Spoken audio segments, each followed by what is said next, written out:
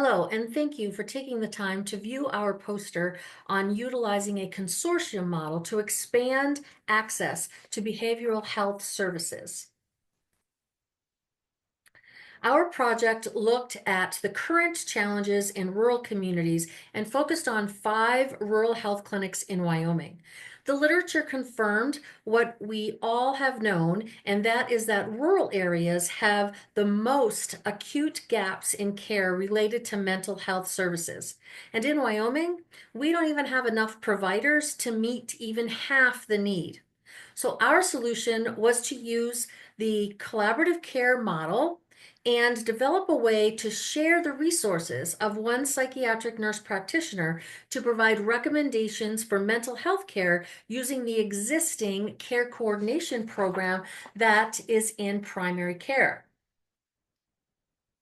Our consortium model was adapted from the University of Washington's Ames Center model, where there is a structured weekly case conference through the use of the Teams virtual platform and CrossTX as a registry to streamline all patient information in a HIPAA-compliant platform for ease of communication and real-time documentation between the RN care coordinators and the psychiatric nurse practitioner who serves as that psychiatric medical provider.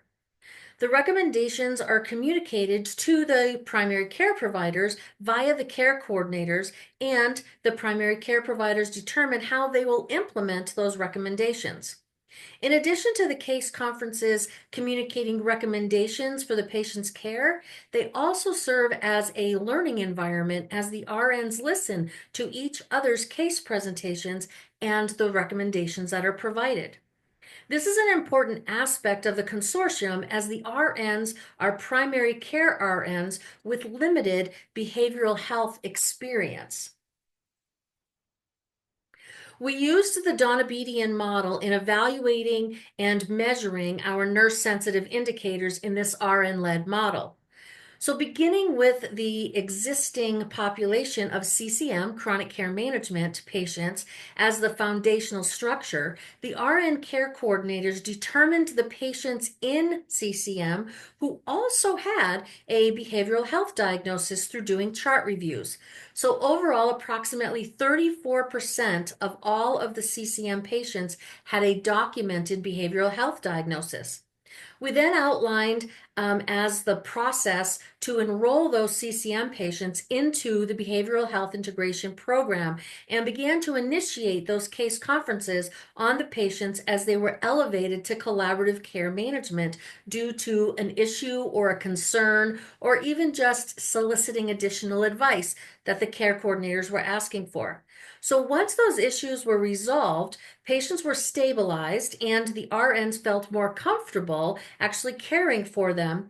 They were then managed back under BHI, Behavioral Health Integration, until another issue presented itself or where more recommendations were needed. So you'll see in that particular graph, as nurses got more comfortable, more patients were being managed under BHI.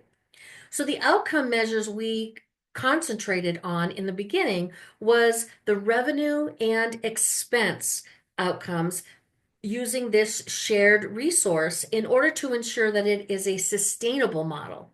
So each organization only pays for the time the psychiatric nurse practitioner tracks towards their patients, and the business case has been proven to be successful as the revenue is more than double the expense in this particular model. Of course, in addition to financial outcomes, the patient's quality of life was much improved by having this added resource available to their primary care team. So these are just a few of the patient stories that demonstrated great success.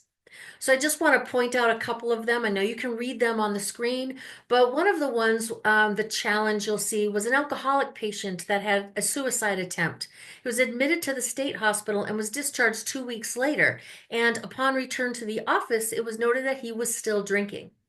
So the care coordinator enrolled him in BHI, worked with collaborative care management support and made daily phone calls to the patient, got him into an AA program, and continued to work with him. And 6 months later, he is still sober and he is no longer suicidal and did not need another readmission.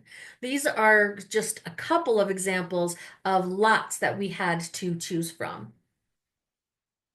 So the policy implications. This project also highlights some areas of policy implications as not everyone agrees to the service because of the potential of the costs.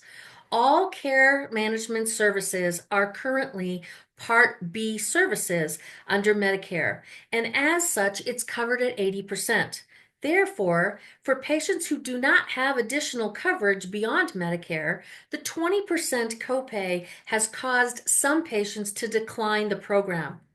Although there has been some legislation that's been introduced to eliminate the copay for care management programs such as chronic care management, behavioral health integration, collaborative care management, etc., those attempts have all failed.